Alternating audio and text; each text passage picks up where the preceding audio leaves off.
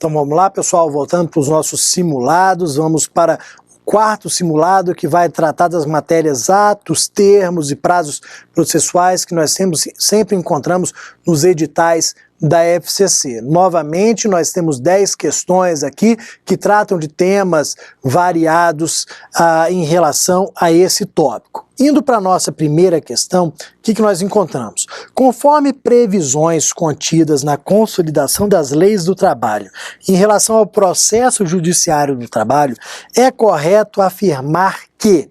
Vamos lá, nós temos a assertiva B, entendida como correto, que vai falar do pagamento das custas processuais. Essas custas, antes de nós lermos a assertiva, elas estão previstas no artigo 789 da CLT. Pagamento das custas processuais, as regras estão contidas nesse dispositivo. E o que acontece? Dentre as regras ali previstas, nós temos o pagamento das custas quando houver acordo, algo normal no processo do trabalho. Vejam que foi feito um acordo de R$10.000. Como incidem as custas? As custas serão de 2% sobre o valor desse acordo. Então vejam que se o acordo foi de R$10.000, eu terei R$200 de custas. Mas quem pagará essas custas? Vejam que, por lógica, se eu estou falando que houve um acordo, é porque eu não digo que se houve vencedor ou perdedor. Como no acordo cada um abre mão de parte da sua pretensão, não existe sucumbente, não existe vencedor, não existe perdedor. Logo, a regra geral nessa hipótese é que as custas serão divididas. Então nós temos R$200 de custas, cada parte pagará metade, 100 para reclamante, 100 para reclamado. Essa daqui é a ideia que consta na assertiva B. Sempre que houver acordo em reclamação trabalhista, se de outra forma não for convencionado, o pagamento das custas caberá em partes iguais aos litigantes. Vejam, portanto, que pode haver uma norma diferente. Pode haver uma estipulação em sentido contrário, o que é muito comum no dia a dia. Geralmente, quem assume o pagamento das custas é o reclamado, aquele que está pagando o valor do acordo. Então, se eu vou ao Poder Judiciário, faço um acordo para receber R$10.000, provavelmente eu vou falar o seguinte, inclui aí no acordo que as custas serão pagas pela empresa, pela minha ex-empregadora, que eu não vou pagar custas não. E aí, como houve essa convenção em sentido contrário, os R$200 das custas são suportados exclusivamente pela ex-empregadora, pela reclamada. Então, cuidado, porque essa ideia aqui está correta, se de outra forma não for convencionada. Isso daqui está de acordo com 789 da CLT. As demais assertivas possuem erros aqui, que nós vamos ver ao longo das outras questões. Exemplo, vamos falar rapidinho das outras assertivas. Os atos não são realizados das 8 às 20, sim das 6 às 20. Os prazos processuais são contínuos e releváveis e são contados com inclusão do dia do começo, não, é exclusão do primeiro dia, inclusão do vencimento, trocaram. A reclamação verbal será distribuída antes da sua redução a termo e o reclamante deverá apresentar-se no prazo de 5 dias, então, e não 48 horas.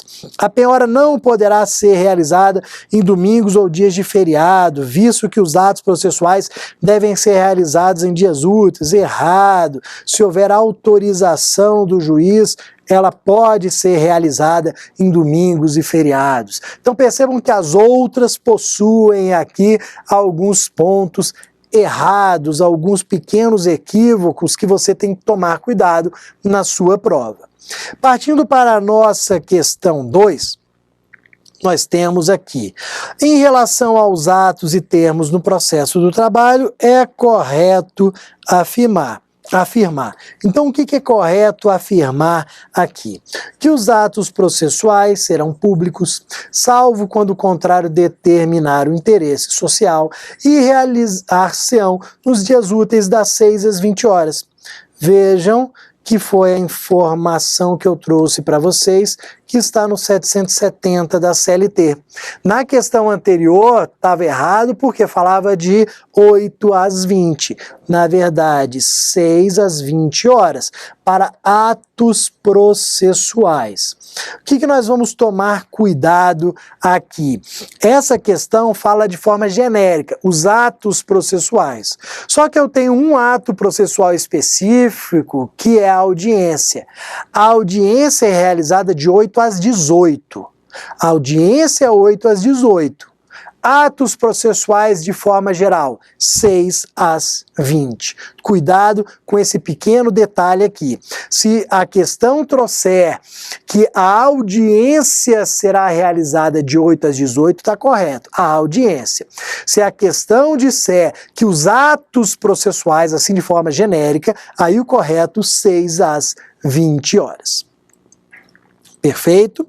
Partindo aqui para a questão 3, nós temos, em relação aos prazos no processo do trabalho, é entendimento jurisprudencial dominante. Então, entendimento jurisprudencial, nós temos que encontrar dentre as assertivas uma informação que esteja de acordo ou com súmula ou com OJ. Então, entendimento jurisprudencial dominante ou é súmula ou é OJ. Vejam que a D está de acordo com a súmula 262 do TST. Súmula 262 do TST vai responder essa nossa questão, porque a linha D fala que o recesso forense e as férias coletivas dos ministros do TST suspendem os prazos recursais. Isso daqui eles gostam de colocar nas questões, muitas vezes trocando o suspendem por interrompem. Vejam que o recesso e as férias geram a suspensão dos prazos recursais. O meu prazo recursal teve início. Primeiro dia, segundo, terceiro. Iniciaram-se aqui recesso forense ou férias coletivas dos ministros do TST. O que acontece com o meu prazo? Vai ficar suspenso. Quando terminar o recesso ou as férias, eu volto a contar o prazo de onde ele parou. Quarto, quinto, sexto, sétimo, oitavo dia do prazo recursal. Então é a suspensão dos prazos recursais. Cuidado para na prova eles não colocarem interrupção. Leiam a súmula 262 do TST, que vocês vão encontrar essa informação ali no entendimento dominante do TST. Partindo para a nossa questão 4, o seguinte comando do Código de Processo Civil é considerado incompatível com o processo do trabalho, de acordo com o entendimento sumulado do TST. Vamos lá, eu tenho que encontrar uma norma incompatível. Como vocês já estão carecas de saber, se a norma é incompatível, eu não posso aplicar no processo do trabalho. Se eu tenho uma norma no CPC que é incompatível com os princípios, com as ideias do processo do trabalho, eu não posso aplicá-la. Então vejam, de acordo com o entendimento sumulado pelo TST. Cuidado aqui, porque na verdade a resposta não está numa súmula, a resposta está no OJ, que é o OJ 310 da SDI 1. Querendo, pausem o vídeo, peguem a OJ 310 da SDI 1. Essa OJ 310 vai falar que não se aplica no processo do trabalho. Não se aplica no processo do trabalho o artigo 191 do CPC. Isso é indispensável, muito cobrado nas provas da FCC. Não se aplica o artigo 191 do CPC ao processo do trabalho, porque é uma norma incompatível. Vejam qual é a ideia aqui da letra B. quando os litisconsortes tiverem diferentes procuradores, ser-lhes-ão contados em dobro os prazos para contestar e para recorrer, e de modo geral para falar nos autos. Essa daqui é a redação do artigo 91 do CPC, que não se aplica. Olha o que acontece. Lá no processo civil, se eu ajuizo uma ação em face de B e C, e B tem um advogado, C tem outro advogado, os prazos serão dobrados, serão contados em dobro. Se esses litisconsortes B e C, cada um possui um advogado, se eles possuem procuradores diferentes, advogados diferentes, eu vou dobrar o prazo para facilitar a prática dos atos processuais. Aqui no processo do trabalho não tem isso. Se eu ajuizo a ação em face de B e C, cada um tem o seu advogado, os prazos serão os mesmos, serão simples, não serão dobrados. Por que essa norma aqui sobre dobra do prazo é incompatível com o processo do trabalho? Porque lendo a OJ 310, nós vamos ver que a incompatibilidade se dá em relação ao princípio da celeridade. Se eu dobro o prazo nessa situação, eu torno o processo do trabalho mais lento, e isso vai aqui de encontro ao princípio da celeridade. Por isso a incompatibilidade. Tomem cuidado com essa situação. Muitas vezes a FCC cobra esse ponto específico em relação a prazos processuais. Então anotem, leiam lá a OJ 310 da SDI 1 do TST. Partindo aqui para a nossa questão 5, os prazos. Os prazos. Vejam que nós temos nas assertivas prazos peremptórios, convencionais, dilatórios, ou seja, nós temos que diferenciar aqui os prazos peremptórios dos prazos dilatórios. Olha o que acontece. Prazo peremptório é aquele criado pela lei e que não pode ser alterado pelas partes, não pode ser alterado no caso concreto. Prazo peremptório, exemplo mais simples para a gente aqui, o prazo recursal. Se eu quero interpor um recurso ordinário, eu tenho que me valer do prazo de 8 dias. Pô, mas será que no caso concreto não dá para alterar isso daqui para 10 dias, não? Pô, vamos convencionar nós partes a alteração, vamos interpor o recurso em 10 dias? Não, não pode. Esse prazo ele não sofre alteração, é um prazo peremptório, criado pelo Estado, que não pode ser alterado pelas partes. Se eu não interponho o meu recurso até o 8º dia, não posso mais interpor. Só que, por outro lado, eu também tenho prazos dilatórios. Os prazos dilatórios, eles podem ser alterados pelas partes. Pode haver a convenção sobre a mudança do prazo. Vejam que é muito comum as partes convencionarem a suspensão do processo, que consta lá no artigo 265 do CPC. Vamos suspender o processo para ver se a gente chega a um consenso, a um acordo. O prazo de suspensão do processo, ele é de no máximo 6 meses. Então nós podemos convencionar 1, 2, 3, 4, 5 até 6 meses de suspensão. Então vejam que nós, partes, estamos alterando os prazos. Esse prazo ele é dilatório. Olha o que a letra D diz. Dilatórios decorrem de normas de natureza dispositiva. Se são normas de natureza dispositiva, é porque elas estão ligadas ao interesse das partes. As partes podem alterar no caso concreto, de acordo com situações vivenciadas naquele processo. Vejam que a C fala que as que convencionais, em regra, não são dilatórios. Pelo exemplo, nós vimos que os prazos convencionais, em regra, são sim dilatórios.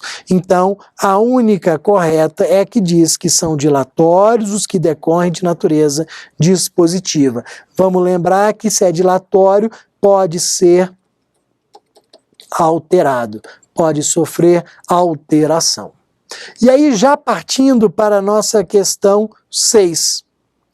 No tocante aos atos processuais, o fato, vamos destacar aqui o conceito trazido, o fato impeditivo, destinado a garantir o avanço progressivo da relação processual e obstar o seu retorno para fases anteriores do procedimento é: qual é o fato impeditivo destinado a garantir o avanço progressivo do processo e impedir o seu retorno para fases anteriores? Esse fato é chamado de preclusão. Olha o que acontece. Todo mundo aqui já deve ter ouvido aquela ideia sobre o conceito de processo. O conceito de processo demonstra uma marcha avante. A ideia de que eu terei a realização de atos processuais contínuos que vão levando o processo para uma fase mais avançada. Então, eu estou sempre avançando para uma fase posterior no processo, pensando lá na frente na decisão final. Vejam que eu não posso, no processo, voltar a fases anteriores. Eu esqueci de fazer isso. Posso voltar? Não, não posso. Se eu esqueci de interpor um recurso, eu não posso mais interpor. Lembra daquele princípio da eventualidade que nós vimos lá no primeiro simulado? Ou você realiza o ato no momento, no evento adequado, ou você não poderá mais realizá-lo. Naquele momento, lá naquele simulado 1, eu falei sobre a preclusão, que era a perda da possibilidade de realizar um ato processual. Ou realizo no momento adequado ou não realizo mais. Se eu esqueci lá atrás de interpor um recurso, eu não posso mais. Se eu não interpus o recurso, provavelmente houve o trânsito em julgado, nós já partimos para uma fase posterior, que é a fase de execução. Quem permite, quem faz com que o processo ande ali para frente, quem faz com que o processo avance progressivamente, quem impede o retorno a essas fases anteriores é a preclusão, que é a ideia de perda da possibilidade de realização de um ato processual. Perda da possibilidade de realização de um ato processual. Vejam que a preclusão, ela ocorre no curso do processo. Não interpus o recurso. Isso está no processo, no curso do processo. Perdi a possibilidade de realizar aquele ato processual. Perdi a possibilidade de interpor o meu recurso. E esqueci de uma matéria de defesa lá na contestação. Perdi a possibilidade de levar essa matéria ao Poder Judiciário. Isso é preclusão. Perfeito? Partindo aqui para a nossa questão 7. Partindo aqui para a nossa questão 7, o que nós vamos encontrar? Ana Maria, representante legal da empresa Chuba, recebeu intimação na reclamação trabalhista proposta por Ana Joaquina, sua ex-funcionária. Considerando que a intimação ocorreu no sábado e que segunda-feira é feriado nacional, será considerada que a intimação foi realizada? Vamos lá. É muito comum esse tipo de questão nas provas da FCC. O que você vai destacar? A intimação ocorreu no sábado. O que você vai fazer agora? Você vai puxar a súmula 262 do TST. Aquela mesma que diz que o recesso forense, as férias dos ministros do TST suspendem os prazos recursais, é ela que vai falar aqui, que vai trazer a informação necessária sobre intimação no sábado. Então vamos colocar aqui, ó, sábado, domingo, segunda, terça e quarta-feira. Sábado, domingo, segunda, terça e quarta-feira, nossa semana aqui. Olhando para a súmula 262 do TST, o que nós temos? A intimação ocorreu aqui no sábado, vamos marcar aqui. A intimação ocorreu no sábado. Sábado não começa a contagem de prazo, todo mundo sabe disso. Domingo também não.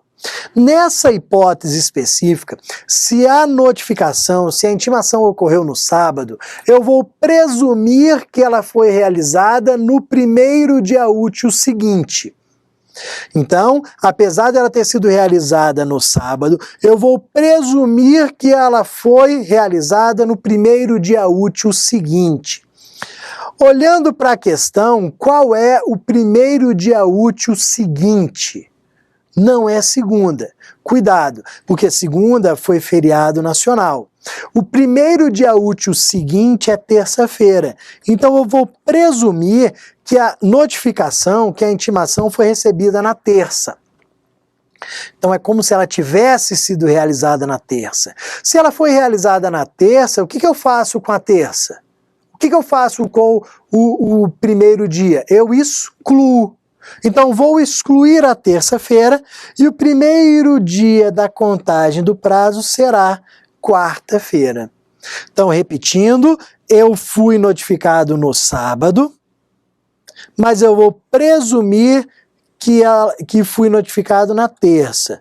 Por que terça? Porque é o primeiro dia útil seguinte. Segunda-feira não é dia útil nos termos do enunciado, porque é feriado nacional. Se eu presumo ter sido notificado na terça, eu excluo a terça e começo a contar o prazo na quarta-feira. Olhando aqui para C, vejam que a intimação foi realizada na terça e o prazo processual começará a correr na quarta-feira. Tomem cuidado, principalmente porque nessa situação, segunda-feira é feriado. Se não falasse nada sobre segunda-feira ser feriado, se não falasse absolutamente nada, o que aconteceria? Eu presumiria que o ato foi na segunda, excluiria a segunda e iniciaria a contar na terça, ok? Só que aqui não, porque segunda-feira é feriado. Se não fosse feriado, eu consideraria que o ato foi realizado na segunda, excluiria a segunda, começaria a contar o prazo na terça. Então leiam essa súmula 262 do TST, tomem cuidado porque é normal a inclusão dessa questão nas provas da FCC. E aí partindo agora para a nossa questão 8. Custas processuais, novamente. As custas processuais, no caso de interposição de recurso ordinário em mandado de segurança, deverão ser. Olha o que acontece. A questão diz custas no caso de interposição de recurso. Ah, mas falou interposição de recurso ordinário em mandado de segurança. Só para te levar a erro. Se o recurso é ordinário, se o recurso é qualquer outro, se é em mandado de segurança, se é em qualquer outra ação, a regra é exatamente a mesma. A regra é do artigo 789, parágrafo 1º da CLT. Olha o que acontece. Ajuizei uma reclamação trabalhista em face do meu ex-empregador, consegui a condenação. Ele foi condenado a me pagar R$10.000 e condenado a pagamento das custas em R$200. Ele quer interpor um recurso. O que ele faz? Ele tem que depositar quitar, ele tem que pagar essas custas de R$200 no prazo do recurso. Se ele quer interpor o recurso dele ordinário contra a sentença, ele vai comprovar o recolhimento das custas no prazo recursal. Por quê? Porque o pagamento, o recolhimento das custas aqui entra no conceito de preparo. O preparo, que é o pagamento a ser feito para a interposição do recurso. Então, olhando aqui para o parágrafo 1º do 789, o que nós temos? Que as custas, no caso de recurso, devem ser comprovadas dentro do prazo recursal. Claro o seguinte, se não houver recurso, haverá o trânsito em julgado. E aí o dispositivo diz que as custas serão pagas ao final pelo vencido, ou seja, com o trânsito em julgado. Recorreu, recolhe e comprova as custas no prazo recursal. Não recorreu, vai transitar em julgado e após o trânsito em julgado haverá o pagamento delas. Aqui, vale a pena destacar ainda a súmula 245 do TST. O que essa súmula 245 do TST diz? Vamos lá. Eu tenho até 8 dias para interpor o recurso. Então, o que é normal? No 8º dia, interpõe o recurso. No 8º dia, comprova o pagamento das custas, do depósito recursal. Mas se eu interpuser o recurso no 4º dia, vem aqui, no 4º dia eu tinha até 8, mas no 4º dia eu interpus o recurso. Será que no 4º dia eu tenho que demonstrar, comprovar o pagamento das custas e do depósito recursal? Não. O fato de Bruno ter interposto o recurso no 4º dia não faz com que ele tenha obrigatoriamente que comprovar o pagamento das custas e depósito no 4º dia. Não, ele continua tendo até o 8º dia para essas comprovações. Então é dentro do prazo recursal, mas se Bruno interpuser o recurso antes, ele não precisa comprovar antes esse pagamento. Ele possui até o 8º dia para comprová-lo. Perfeito? Partindo aqui para a nossa 9ª questão. Rafus ajuizou reclamação trabalhista em face de sua empregadora, a empresa Alfa e Beta Comunicações, pleiteando o pagamento de verbas rescisórias. Houve a determinação de ser emendada a petição inicial no prazo de 10 dias. Tal determinação não foi cumprida, razão pela qual ocorreu a extinção do processo sem julgamento, resolução ou julgamento do mérito. Nessa situação, sobre as custas. Vamos lá. Antes de falarmos sobre as custas, vamos rever um ponto importante aqui, sobre emenda da petição inicial. Nós temos aqui o artigo 284 do CPC. O artigo 284 do CPC diz em emenda da petição inicial no prazo de 10 dias.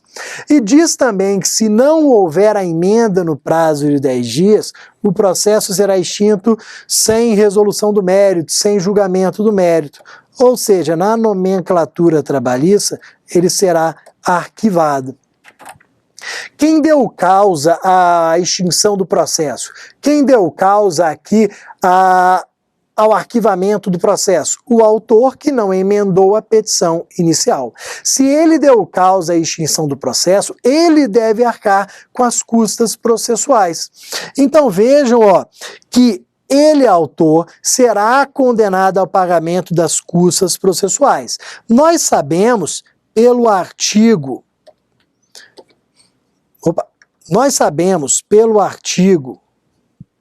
789 da CLT que as custas elas incidem à base de 2%.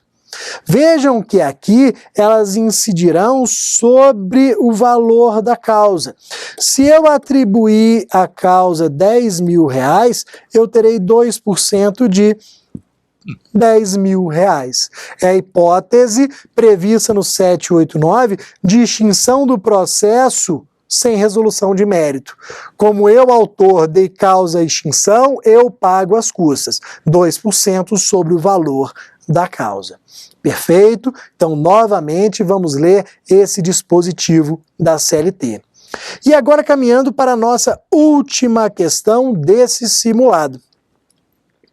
Quanto à forma de reclamação e a notificação no dissídio individual trabalhista pelo rito ordinário, conforme previsões contidas na CLT e em súmulas da jurisprudência uniformizada do TST, é correto afirmar. Então vamos lá, ó. É correto afirmar em relação à notificação e à forma da reclamação.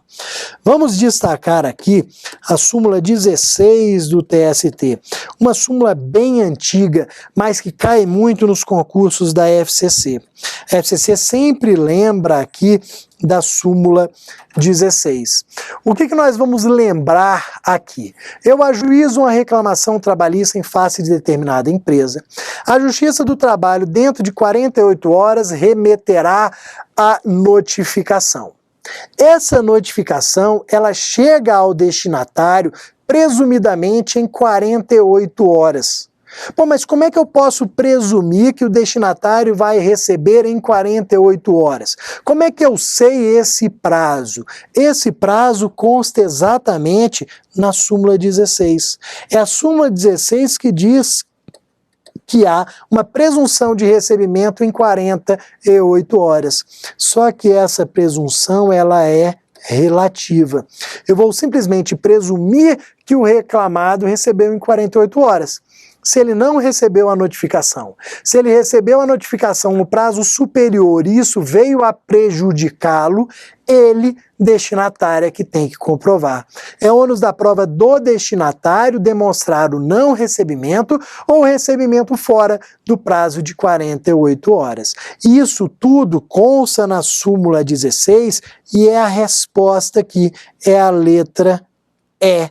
Presume-se recebida a notificação 48 horas da sua postagem.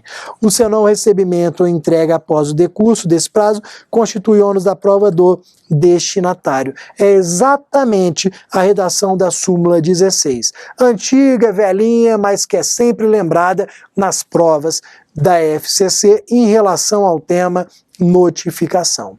E aí com isso nós terminamos esse simulado sobre atos, termos e prazos processuais e daqui a pouco voltamos com o nosso quinto simulado.